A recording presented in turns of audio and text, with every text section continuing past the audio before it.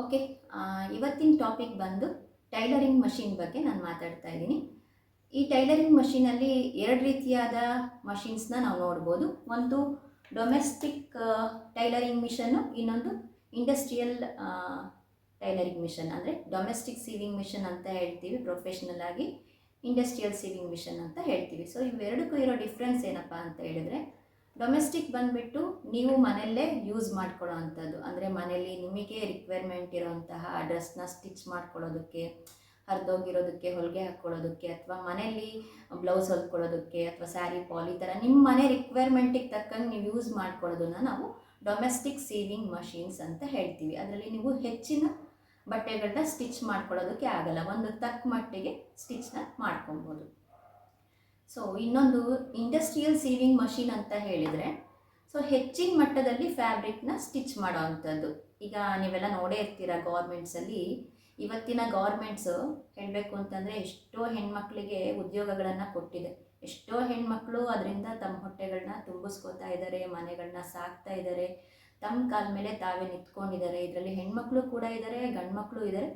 But ಹೆಚ್ಚಿನ ಮಟ್ಟದಲ್ಲಿ ಹೆಣ್ಮಕ್ಳೇ ಇಲ್ಲಿ ಹೋಗೋ ಅಂಥದ್ದು ನಾವು ಕಾಣ್ಬೋದು. ಸೊ ನಾವೇನು ಗೌರ್ಮೆಂಟ್ಸಲ್ಲಿ ನೋಡ್ತೀವಿ, ಗೌರ್ಮೆಂಟ್ಸಲ್ಲಿ ಹೆಚ್ಚಿನ ಮಟ್ಟದ ಪ್ರೊಡಕ್ಷನ್ನ ತೆಗೆಯೋಕ್ಕೆ ಯೂಸ್ ಮಾಡೋ ಅಂಥದ್ದು, ಅಥವಾ ಕಂಪ್ನಿಗಳಲ್ಲಿ ಯೂಸ್ ಮಾಡೋ ಅಂಥದ್ದು, ಅಥವಾ ಎಲ್ಲೋ ಒಂದಿಷ್ಟು ಮನೆಯಲ್ಲೇ ಹೆಚ್ಚಿನ ಮಷಿನ್ ಹಾಕ್ಕೊಂಡು ಪ್ರೊಡಕ್ಷನ್ನ ಸ್ಟಾರ್ಟ್ ಮಾಡೋ ಅಂಥದ್ದು. ಸೊ ಅಲ್ಲೆಲ್ಲ ಬಳಸೋವಂಥ ಮಷೀನ್ಸು ನಮಗೆ ಇಂಡಸ್ಟ್ರಿಯಲ್ ಸೀವಿಂಗ್ ಮಷೀನ್ಸ್ ಅಂತ ನಾವು ಕರಿಬೋದು.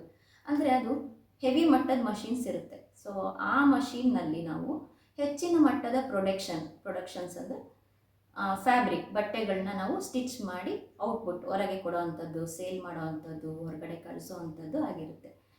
ಸೊ ಇವೆರಡೇ ಡಿಫ್ರೆನ್ಸ್ ಇಂಡಸ್ಟ್ರಿಯಲ್ ಸೀವಿಂಗ್ ಮಿಷನ್ಗೆ ಮತ್ತು ಡೊಮೆಸ್ಟಿಕ್ ಸೀವಿಂಗ್ ಮಿಷನ್ಗೆ. ಸಿಂಪಲಾಗಿ ಹೇಳಬೇಕಂದ್ರೆ ಡೊಮೆಸ್ಟಿಕ್ ಸೀವಿಂಗ್ ಮಿಷಿನ್ ಬಂದು ನಾವು ಮನೆಯಲ್ಲೇ ಯೂಸ್ ಮಾಡ್ಕೊಳ್ಳೋ ಅಂಥದ್ದು ನಮ್ಮ ರಿಕ್ವೈರ್ಮೆಂಟಿಗೆ ತಕ್ಕಂಗೆ. ಇಂಡಸ್ಟ್ರಿಯಲ್ ಸೀವಿಂಗ್ ಮಿಷನ್ ಬಂದು ಹೆಚ್ಚಿನ ಮಟ್ಟದಲ್ಲಿ ನಾವು ಫ್ಯಾಬ್ರಿಕ್ನ ಸ್ಟಿಚ್ ಮಾಡಿ ಹೊರಗಡೆ ಕೊಡೋದಕ್ಕೋಸ್ಕರ ಯೂಸ್ ಮಾಡೋ ಅಂಥದ್ದು ಇಂಡಸ್ಟ್ರಿಯಲ್ ಸೀವಿಂಗ್ ಮಷೀನ್ಸ್ ಆಗುತ್ತೆ.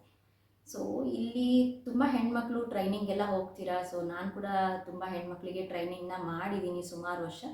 ಸೊ ಇಂಡಸ್ಟ್ರಿಯಲ್ಲಿ ವರ್ಕ್ ಮಾಡೋರಿಗೆ ತುಂಬ ಬೆನಿಫಿಟ್. ಇಂಡಸ್ಟ್ರಿಯಲ್ ಟ್ರೈನಿಂಗ್ಗಳು ಸುಮಾರು ಸಂಸ್ಥೆಗಳಿದ್ದಾವೆ ಫ್ರೀಯಾಗಿ ನಿಮಗೆ ಟ್ರೈನಿಂಗ್ ಕೊಡೋ ಅಂಥದ್ದು. ಸೊ ಅಲ್ಲೆಲ್ಲ ನಾನು ಕೂಡ ಒಂದು ಸಂಸ್ಥೆಯಲ್ಲಿ ವರ್ಕ್ ಕೂಡ ಮಾಡಿದ್ದೀನಿ. ಸೊ ಹಾಗಾಗಿ ಈ ಟೈಲರಿಂಗ್ ಮಷೀನ್ ಬಗ್ಗೆ ಸೊ ಒಂದು ಸಣ್ಣ ಎಕ್ಸ್ಪ್ಲನೇಷನ್ ಕೊಡೋಣ, ಒಂದು ಸಣ್ಣ ಇನ್ಫಾರ್ಮೇಷನ್ ಕೊಡೋಣ ಅಂತ ಹೇಳಿ ಒಂದು ವಿಡಿಯೋ ಮಾಡ್ತಾ ಇದ್ದೀನಿ.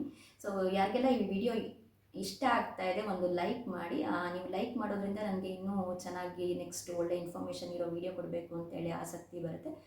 ಸೊ ನೆಕ್ಸ್ಟ್ ಮಷೀನ್ ಅಂತ ಅಂದಾಗ, ಸೊ ಎಲ್ಲರ ಮನೆಯಲ್ಲೂ ಸಾಮಾನ್ಯವಾಗಿ ಒಂದು ಮಷೀನ್ ಇದ್ದೇ ಇರುತ್ತೆ. ಸೊ ಎಲ್ಲ ಹೆಣ್ಮಕ್ಳಿಗೂ ಒಂದು ಇಂಟ್ರೆಸ್ಟು, ನಾನು ಸ್ಟಿಚ್ ಮಾಡಬೇಕು, ನಾನು ಕಲಿಬೇಕು, ಅಟ್ಲೀಸ್ಟ್ ಏನಿಲ್ಲ ಅಂದರೂ ಮನೇಲಿ ಒಂದು ಪಾಲ್ ಹಾಕಿದ್ರು, ಸ್ಯಾರಿಗೆ ಪಾಲ್ಸ್ ಆದರೂ ಹಾಕೋದನ್ನು ಕಲಿಬೇಕು ಅಂತ ಹೆಣ್ಮಕ್ಳು ಇಂಟ್ರೆಸ್ಟ್ ಇರುತ್ತೆ.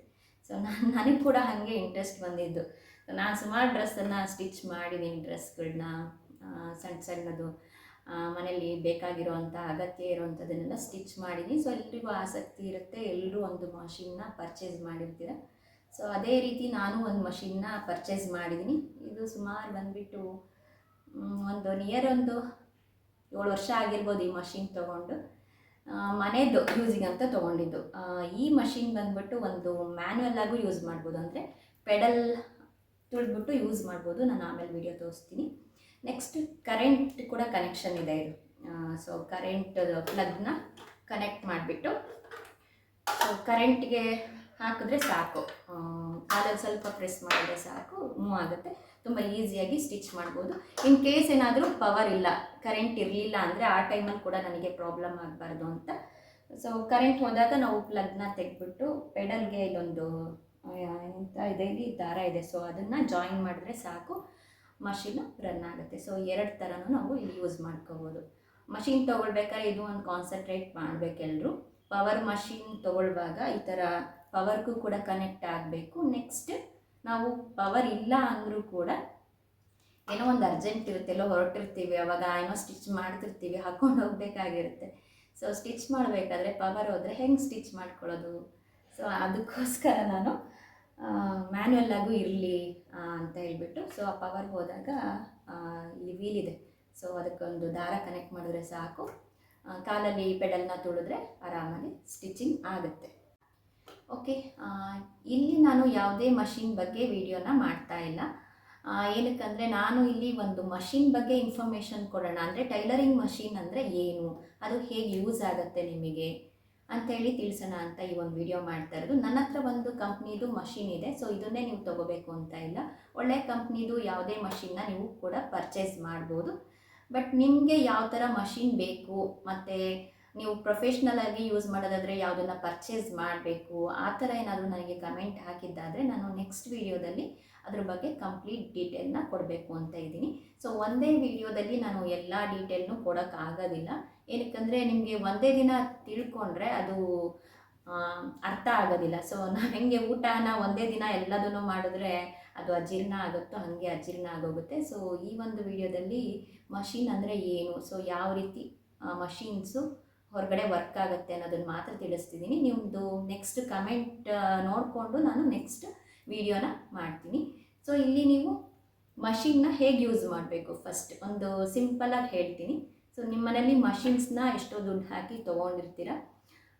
ಏನು ಮಾಡ್ತೀರಾ, ಮಷಿನ್ನ ತೊಗೊಂಡೋಗಿ ಒಂದು ಕಡೆ ಮೂಲೆಯಲ್ಲಿ ಸರಿಸಿ ಅದ್ರ ಮೇಲೆ ಏನೇನೋ ತುಂಬಿಬಿಟ್ಟು ಅಥವಾ ಏನೇನೋ ಬಟ್ಟೆ ಎಲ್ಲ ಇಟ್ಬಿಟ್ಟು ಒಂದು ಕಡೆ ಮೂಲೆ ಗುಂಪು ಮಾಡಿಬಿಟ್ಟಿರ್ತೀರ. ಸೊ ಅದರಿಂದ ಮಷಿನ್ನು ಹಾಳಾಗ್ತಾ ಬರುತ್ತೆ, ಅದರದ್ದು ಆಯಸ್ಸು ಕುಗ್ತಾ ಬರುತ್ತೆ.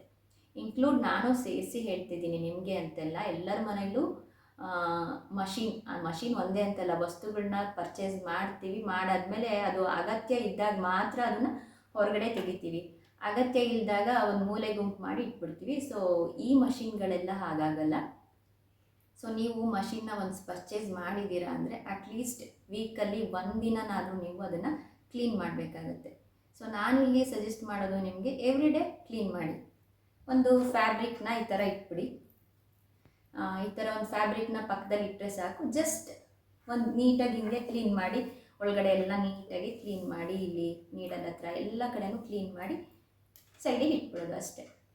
ಅಷ್ಟು ಮಾಡ್ಬೋದು. ಸೊ ಅಷ್ಟು ಮಾಡೋದ್ರಿಂದ ಮಷೀನು ಚೆನ್ನಾಗಿರುತ್ತೆ. ಸೊ ಇದು ಏನಕ್ಕೆ ಕ್ಲೀನಿಂಗ್ ಟಾಪಿಕ್ ನಾನು ಫಸ್ಟ್ ಹೇಳ್ತಿದ್ದೀನಿ ಅಂದರೆ ನೆಕ್ಸ್ಟ್ ವೀಡಿಯೋದಲ್ಲಿ ಅದ್ರದ್ದು ಕಂಪ್ಲೀಟ್ ಡೀಟೇಲ್ನ ನಾನು ಹೇಳ್ತೀನಿ. ಫಸ್ಟು ನಾವು ಮಷಿನ್ನ ಕ್ಲೀನಾಗಿ ಇಟ್ಕೋಬೇಕು. ಸೊ ಮೂಲೆ ಗುಂಪಾಗಿರೋ ಮಷಿನ್ನ ಹೊರಗಡೆ ತೆಗೆದ್ಬಿಟ್ಟು ಕ್ಲೀನ್ ಮಾಡಿ ಅದಕ್ಕೂ ಒಂದು ಪ್ಲೇಸ್ ಕೊಟ್ಬಿಟ್ಟು ನೀಟಾಗಿ ಅದ್ರ ಮೇಲೆ ನಾವು ಕವರ್ ಮುಚ್ಚಿ ನೀಟಾಗಿ ಎತ್ತಿಡಬೇಕು. ಏನಕ್ಕಂದರೆ ಅದು ಅಗತ್ಯ ಇದ್ದಾಗ ನಮಗೆ ಎಷ್ಟೊಂದು ಹೆಲ್ಪ್ ಮಾಡಿರುತ್ತೆ.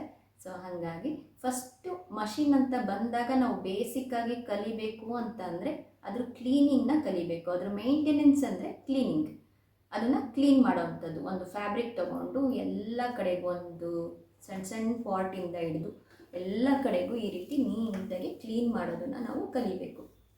ಬೇಸಿಕ್ ನಿಮ್ಗೆ ಎಲ್ಲೇ ಹೋದ್ರೂ, ಎಲ್ಲೇ ಯಾವುದೇ ಟ್ರೈನಿಂಗ್ ಹೋದರೂ ಕೂಡ ನಿಮಗೆ ಅವ್ರು ಹೇಳ್ಕೊಡೋ ಅಂಥದ್ದು ಫಸ್ಟು ಕ್ಲೀನಿಂಗ್. ಒಂದು ಡೇ ನಾನಾದರೆ 2 ಡೇಸ್ ತೊಗೋತೀನಿ, 1 ಡೇಲಿ ಹೇಳ್ಕೊಡೋದಿಲ್ಲ. ಸೊ 2 ಡೇಸ್ ಕ್ಲೀನಿಂಗ್ ಮಾಡೋಕ್ಕೆ ಬಿಡ್ತೀವಿ ನಾವು. ಸೊ ನಿಮಗೆ ಮಷೀನು ಕ್ಲೀನಾಗಿಲ್ಲ ಅಂತಂದರೆ ಅದು ವರ್ಕ್ ಆಗೋದಿಲ್ಲ. ಸೊ ನೆಕ್ಸ್ಟ್ ವಿಡಿಯೋದಲ್ಲಿ ನಾನು ನಿಮ್ಗೆ ಹೇಳ್ತೀನಿ ಅದೇನೇನು ವರ್ಕ್ ಆಗಲ್ಲ ಅಂತೇಳಿ. ಸೊ ಫಸ್ಟ್ ಕ್ಲೀನಿಂಗ್ ಮಾಡಬೇಕು. ಓಕೆ, ಇವಾಗ ಈ ವಿಡಿಯೋನ ಯಾರೆಲ್ಲ ನೋಡ್ತಾ ಇದ್ದೀರಾ, ನಿಮ್ಮ ಮನೇಲಿ ಟೈಲರಿಂಗ್ ಮಷಿನ್ ಇದ್ದಿದ್ದೇ ಆದರೆ ಇವತ್ತೇ ಸ್ಟಾರ್ಟ್ ಮಾಡಿ, ಕ್ಲೀನ್ ಮಾಡಿ ನೀಟಾಗಿ ಎತ್ತಿಟ್ಕೊಳ್ಳಿ. ನೆಕ್ಸ್ಟ್ ವಿಡಿಯೋದಲ್ಲಿ ನಾನು ಸೊ ಅದು ಹೇಗೆ ಸ್ಟಿಚ್ ಆಗುತ್ತೆ, ಯಾವ ರೀತಿ ನೀಡಲ್ನ ಹಾಕಬೇಕು, ಮತ್ತು ಯಾವ ಫ್ಯಾಬ್ರಿಕ್ಕಿಗೆ ಯಾವ ನೀಡಲು, ಮತ್ತು ಯಾವ ಫ್ಯಾಬ್ರಿಕ್ಕಿಗೆ ಯಾವ ರೀತಿ ಮಷಿನ್ನ ನಾವು ಪರ್ಚೇಸ್ ಮಾಡಬೇಕು, ಸೊ ಮನೇಲಿ ಹೇಗೆ ಯೂಸ್ ಮಾಡಬೇಕು, ಮೇಂಟೆನೆನ್ಸ್ ಹೇಗೆ ಮಾಡಬೇಕು, ಎವ್ರಿಥಿಂಗ್ ಎಲ್ಲನೂ ಸ್ಟೆಪ್ ಬೈ ಸ್ಟೆಪ್ಪಲ್ಲಿ ನಿಮಗೆ ಮಾಹಿತಿನ ಕೊಡ್ತೀನಿ. ನನಗೆ ಕಮೆಂಟ್ ಮೂಲಕ ತಿಳಿಸ್ಬೇಕು. ಓಕೆ ಫ್ರೆಂಡ್ಸ್, ಇವತ್ತಿನ ಈ ವಿಡಿಯೋ ಇಷ್ಟ ಆಗಿದ್ದರೆ ಒಂದು ಲೈಕ್ ಮಾಡಿ, ಹಾಗೆ ನನ್ನ ಚಾನಲ್ನ ಇನ್ನೂ ಯಾರೆಲ್ಲ ಸಬ್ಸ್ಕ್ರೈಬ್ ಮಾಡಿಲ್ಲ ಅಂದರೆ ಸಬ್ಸ್ಕ್ರೈಬ್ ಮಾಡಿ, ಸಪೋರ್ಟ್ ಮಾಡಿ. Thank you. ನಾನು ಸಿಗ್ತೀನಿ ನಿಮಗೆ ನೆಕ್ಸ್ಟ್ ವಿಡಿಯೋದಲ್ಲಿ.